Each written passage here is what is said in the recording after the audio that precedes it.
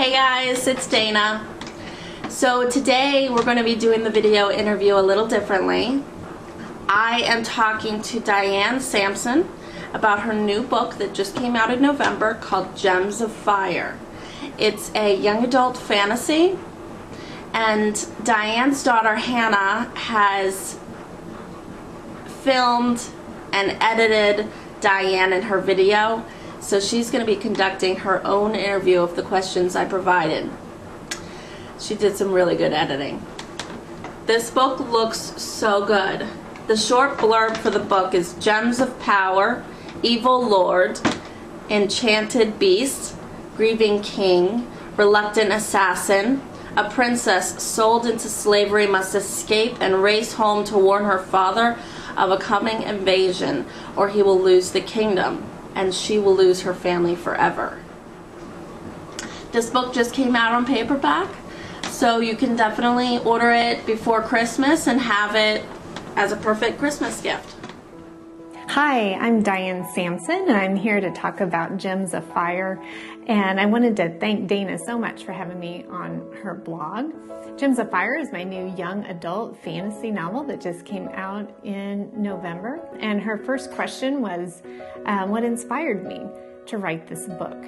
And just like a lot of authors out there, I've had a lot of stories bubbling up around in my head my whole life, but this one just happened to come to the top a few years back, and I'm just very excited to have it out into the world.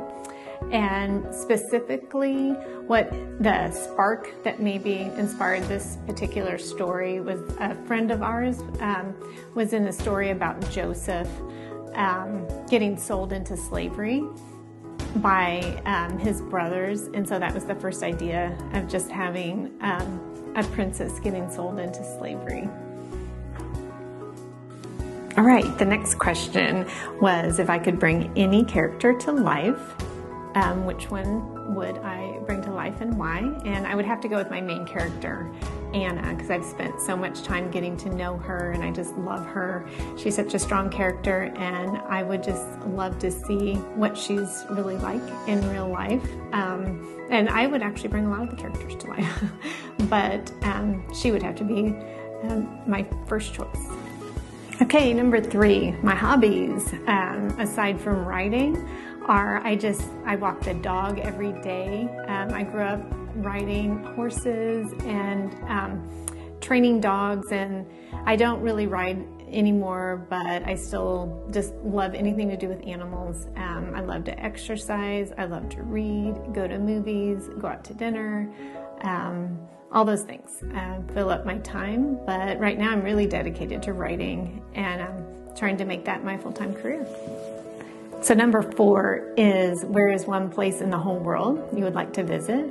And though I love Europe, and I've kind of loosely based some of my settings on European settings and places I've visited, one place I have not visited is New Zealand, and I think it would be just extremely exotic and an amazing, beautiful country, so I would love to go visit there. All right, number 5, the weirdest thing you've ever eaten. And this is quite weird, and I'm almost embarrassed to even admit that I probably did eat this, but I remember my brother catching giant frogs and my mother cooking frog legs, which is extremely disgusting. So I assume I've probably eaten that at some point in my life. So my last question is any advice I might have for other writers. And I would think, for me, the number one thing that has helped me the most would be just to learn the craft as much as I could, read a lot of books all about writing, all different kinds of books about writing, as well as just read the genre you want to write, as well as read other genres, and that can really supplement how you think about developing a plot or developing a character. And for me, I think doing all that got me to a certain point, but until I got someone who would really personally work with me and kind of look over my writing and give me specific points, I kind of got to a certain point and then I kind of flattened off. So I really, just having even just an input of someone that is a professional, I think would be great, as well as be in the writing community online, get into some kind of writers group where you can critique one another, and all that would be all my advice. So thank you so much, and I hope you enjoy Gems of Fire. And now I'm going to just give a little bit of a summary of Gems of Fire. And it's a fantasy book that's set in kind of a medieval setting with the main character, Anna, who's a princess. And she has grown up kind of emotionally distant from her father, and she's very, very fearful, and rightfully so, of his royal advisor. And more than anything, in a lot of times, she just wants to get away and kind of figure out who she is. And circumstances happen, and she ends up getting sold as a slave to an enemy territory. And she overhears a plot while she's a slave that to destroy her home and her family, and so she has to escape and try to get home and warn her father about the coming attack. So the story is all about how she does that. It has a lot of adventure.